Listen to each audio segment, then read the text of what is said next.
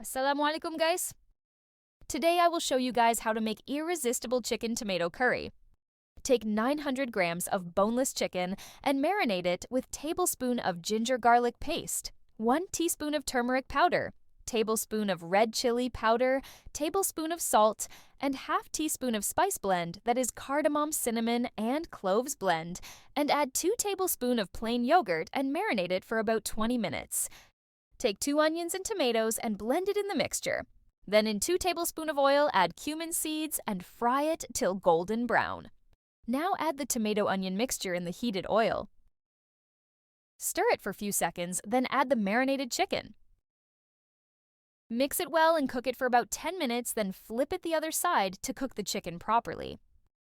Now add 1 glass of water in it to make the chicken soft, and cook it for about 20 minutes. Now add few green chilies. Add coriander and mint leaves and cook it for another 10 minutes. Chicken tomato curry is ready to get served.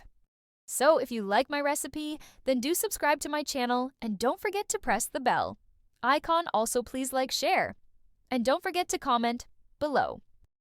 Assalamu alaikum.